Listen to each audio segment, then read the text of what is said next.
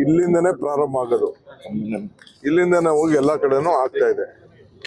So ಇವರು ಅನೇಕ court ಆರ್ಡರ್ಗಳು ತಂದ್ಬಿಟ್ಟು obstruction ಮಾಡ್ತಾ ಇದ್ರು. ಆಮೇಲೆ ನಮ್ಮ ಆಫೀಸರ್ಸ್ಗೆಲ್ಲ ಇವರು ಕೋಪರೇಟ್ ಮಾಡ್ತಿರ್ಲಿಲ್ಲ. ಅದಕ್ಕೆ ನಾನು ಹೇಳಿದ್ದೀನಿ, ಡಿಸಾಸ್ಟರ್ ಮ್ಯಾನೇಜ್ಮೆಂಟ್ ಅಲ್ಲಿ ಎಲ್ಲ ಒಡೆದು ಬಿಸಾಕಿ ನೀರು ಫ್ಲೋ ಆಗಬೇಕು.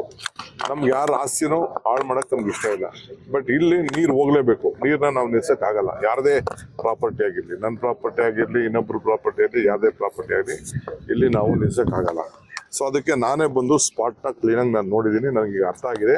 ನನ್ನ ಎದುರುಗಡೆ ಎಲ್ಲರೂ ಒಪ್ಕೊಂಡಿದ್ದಾರೆ ಈಗ. ಸೊ ನಮ್ಮ ಆಫೀಸರ್ಸ್ಗೆ ಇವ್ರ ಹತ್ರ ಕೂತ್ಕೊಂಡು ಮಾತಾಡಿ ಅವ್ರ ಬಿಲ್ಡಿಂಗ್ಗಳನ್ನೇನು ಹೊಡೆದಾಕಕ್ಕೆ ನಮ್ಗೆ ಸದ್ಯಕ್ಕೆ ಇಷ್ಟ ಇಲ್ಲ. ಬಟ್ ನೀರಂತೂ ಹೋಗ್ಬೇಕಲ್ಲ, ನೀರು ಹೋಗೋದಕ್ಕೆ ಅವರು ಸೊಲ್ಯೂಷನ್ ಎಲ್ಲರೂ ಕೊಡಲೇಬೇಕು.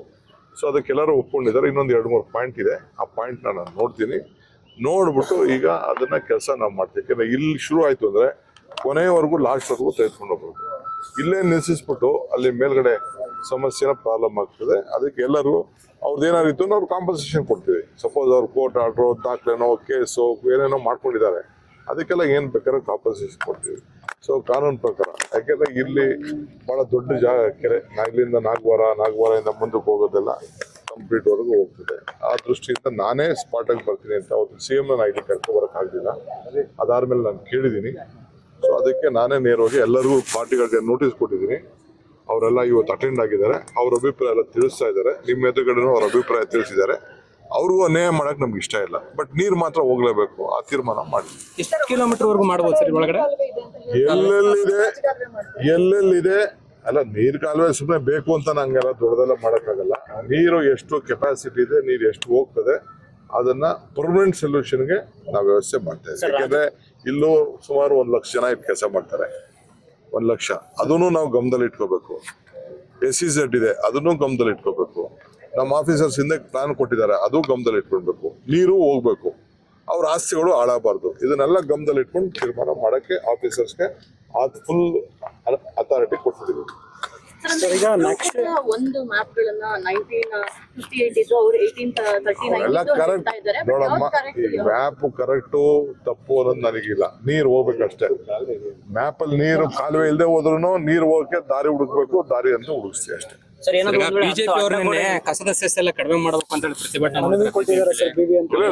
ಅವರು ಕೊಡ್ತಾರೆ. ಬಟ್ ಅವ್ರ ಕಾಲದಲ್ಲೇ ಆಗಿದ್ದಂತ ತೀರ್ಮಾನ ಏನು ಅನ್ನೋದನ್ನ ಅವ್ರಿಗೆ ಮನವರಿಕೆ ಮಾಡ್ಕೊಡ್ತೀನಿ. ಅದನ್ನ ಅವ್ರೇನ್ ರೆಪ್ರೆಸೆಂಟೇಷನ್ ಕೊಟ್ಟಿದ್ದಾರೆ ಏನೋ ನಾನು ನೋಡಿಲ್ಲ. ನಮ್ಮ ಆಫೀಸರ್ಸ್ಗೆ ಕೊಟ್ಟಿದ್ದಾರೆ ಅವರು. ಅವ್ರ ಹತ್ರ ಈಗ ಮಾತಾಡ್ತೀನಿ. ಮಾತಾಡ್ಬಿಟ್ಟು ಖಂಡಿತ ನಿಮ್ಮ ಹತ್ರ ರಿಯಾಕ್ಟ್ ಮಾಡ್ತೀನಿ. ನೋಡ್ತೀನಿ ಅವರು ಗೌರವ ಕೊಡಕ್ಕೆ ಏರ್ಬೇಕು, ನಾನು ಅದನ್ನ ನೋಡ್ತೀನಿ. ನಮ್ಮ ಇಲಾಖೆಯಲ್ಲಿ ಬರ್ತಾರೆ ಇಂಜಿನಿಯರ್ಗಳು, ಪ್ರಮೋಷನ್ ತಗೋಬಿಡ್ತಾರೆ. ಇಲ್ಲಿ ಪ್ರಮೋಷನ್ ತಗೋಬಿಟ್ಟು PWD ಹೋಗೋದು, ಜಿಲ್ಲಾ ಪಂಚಾಯತಿಗೆ ಹೋಗೋದು, ಬೇರೆ ಕಡೆ ಹೋಗೋದು, ಸುಮಾರು ಜನ ಹೊರಟೋಗಿದ್ದಾರೆ. ನಮ್ಮಲ್ಲಿ ಇಂಜಿನಿಯರ್ಸ್ಗಳಿಲ್ಲ. ಈಗೆಲ್ಲ ಇಂಥ ಕೆಲಸಕ್ಕೆಲ್ಲ ಎಮರ್ಜೆನ್ಸಿ ನಮ್ಗೆ ಇಂಜಿನಿಯರ್ಗಳು ಬೇಕು. ಅದಕ್ಕೆ ಯಾರನ್ನೋ ರಿಲೀವ್ ಮಾಡ್ಬಿಡಿ, ಯಾರನ್ನೋ ಪೋಸ್ಟ್ ಮಾಡ್ಬಿಡಿ ಅಂತ ನಾನು ಹೇಳ್ತೇನೆ. ಯಾಕಂದ್ರೆ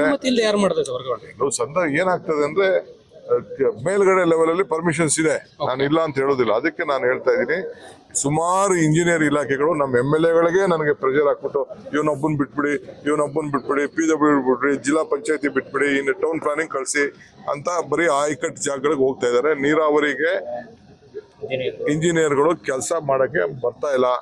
ಆ ದೃಷ್ಟಿಯಿಂದ ನಾನು ಯಾರನ್ನೂ ರಿಲೀವ್ ಮಾಡಬೇಡಿ, ನನಗೆ ತಿಳಿಸಿ ಅಂತ ಹೇಳಿದ್ದೀನಿ.